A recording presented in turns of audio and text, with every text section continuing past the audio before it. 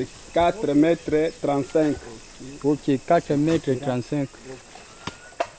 Cet arbre de la forêt congolaise n'a pas été choisi au hasard. Arrivé à maturité, situé dans une parcelle autorisée, il a été sélectionné par l'équipe de cette entreprise forestière. Dans la forêt congolaise, second poumon de la planète, à la biodiversité unique au monde, une gestion durable de la forêt se met peu à peu en place.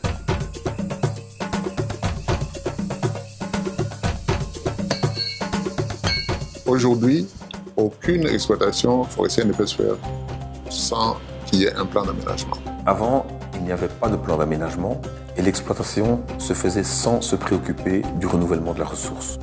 Aujourd'hui, le plan d'aménagement repose sur un certain nombre d'études scientifiques qui vont permettre d'établir les paramètres d'une exploitation durable. On procède des inventaires forestiers, des inventaires fauniques, des enquêtes socio-économiques et on élabore un plan d'aménagement sur une période de 25 ans. Ces inventaires permettent de connaître la composition de la forêt, la répartition des arbres par espèce, leur grosseur. Ainsi, parcelle par parcelle, l'exploitant planifie et distingue les espaces forestiers à exploiter de ceux qu'il faut protéger et conserver. La concession est subdivisée en 3 séries forestières.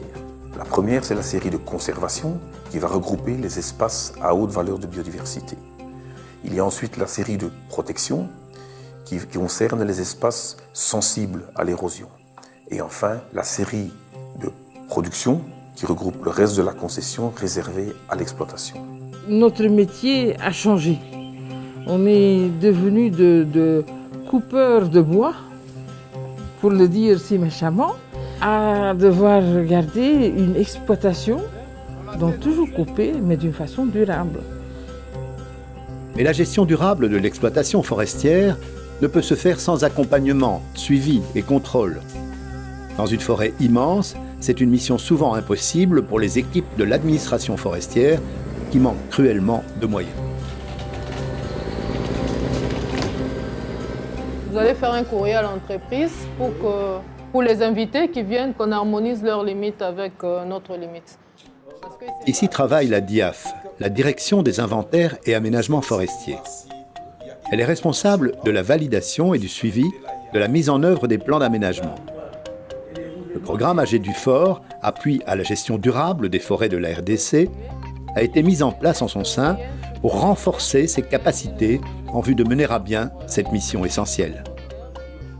Le projet AG du Fort nous a aidés à élaborer des outils qui nous permettent de faire l'analyse des différents documents que les concessionnaires forestiers déposent à l'administration, ce qui ne se faisait pas auparavant parce qu'il n'y avait pas de la compétence ou bien je peux dire des capacités pour faire une analyse technique.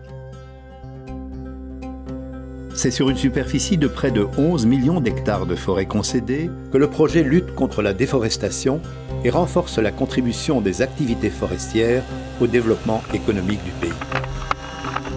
La réussite de la gestion durable des forêts de la RDC passera par la généralisation des plans d'aménagement et l'adoption des pratiques de bonne gouvernance dont les effets sont d'ores et déjà perceptibles. Donc tout le processus autour de la production forestière est en train maintenant d'être maîtrisé. Donc nous y allons à petits pas.